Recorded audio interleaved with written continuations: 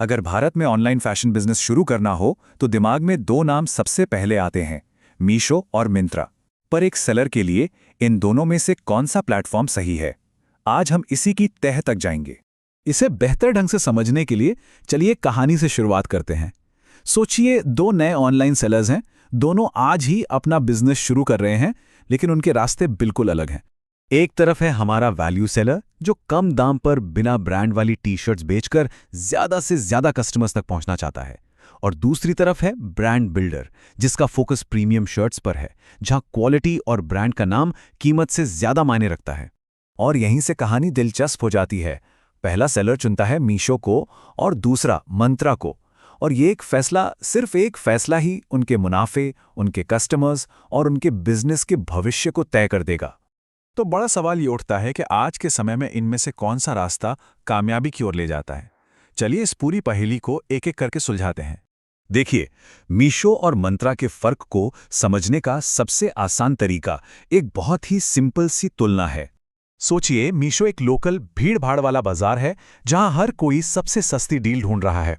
और वहीं दूसरी तरफ मिंत्रा एक शानदार प्रीमियम शॉपिंग मॉल है, जहां लोग खास तौर पर ब्रांड और क्वालिटी के लिए आते हैं। बस यही एक आइडिया इन दोनों का सारा फर्क समझा देता है। अब मीशो की दुनिया में थोड़ा और गहराई से उतरते हैं। इसका सबसे बड़ा हथियार है सेलर्स के लिए 0% कमीशन। जी हाँ, 0 कमीशन। इसी वजह से यहाँ लाखों छोटे सेलर्स आते हैं जो उन कस्टमर्स को टारगेट करते हैं जिन्हें ब्रांड से ज्यादा अच्छी कीमत चाहिए। और अब आते हैं मंत्रा पर। यहाँ का खेल बिल्कुल अलग है। ये पूरा इकोसिस्टम ब्रांड के भरोसे पर बना है। यहाँ वो कस्टमर्स आते हैं जो अच्छी क्वालिटी और जाने माने नामों के लिए खुशी खुशी ज्यादा पैसे खर्च करने को तैयार रहते हैं। ठीक है, ये सब सुनने में तो अच्छा लगता है, लेकिन असली बात तो पैसे की है ना?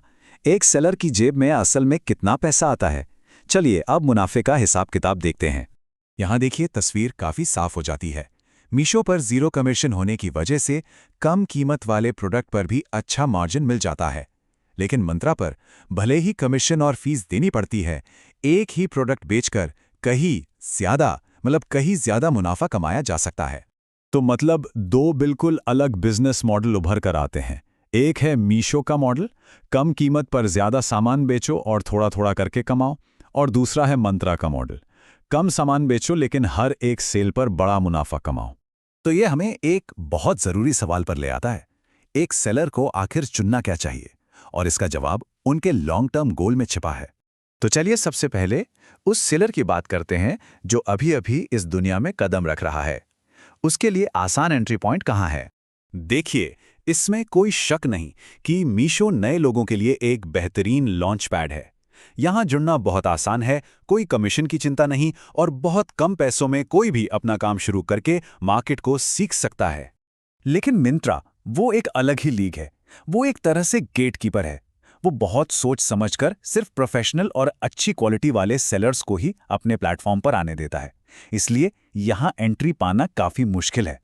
तो इसे ऐसे समझिए, अगर मकसद है जल्दी से कैश कमाना तो मीशो शानदार है। लेकिन अगर एक ऐसा ब्रांड बनाना है जो सालों साल चले और जिसकी अपनी एक वैल्यू हो, तो उसके लिए मिंत्रा जरूरी है। एक देता है तुरंत पैसा तो दूसरा देता है लंबी पहचान। लेकिन रुकिए, क्या हो अगर ये फैसला या तो ये या वो वाला हो ही ना? जो सबसे कामयाब सेलर्स हैं वो एक ऐसा राज जानते हैं जिसमें दोनों की ताकत का इस्तेमाल होता है। और वो सीक्रेट ये है कि सबसे स्मार्ट स्ट्रैटेजी किसी एक को चुनने की नहीं, बल्कि दोनों का सही वक्त पर सही तरीके से इस्तेमाल करने की है। इसे कहते हैं 2 स्टेप स्ट्रैटेजी। स्टेप 1, मीशो से शुरुआत करें। यहाँ से बिजनेस सीखें, मार्केट को समझें और शुरुआती कैश फ्लो जनरेट करें। फिर आता है स्टेप 2, मीशो से कमाए हुए मुनाफे और अनुभव को मिंत्रा पर एक बड़ा प्रीमियम ब्रांड बनाने में इन्वेस्ट करें। यही होशियार सेलर्स का तरीका है। तो आखिर में सवाल ये नहीं है कि मीशो बेहतर है या मंत्रा।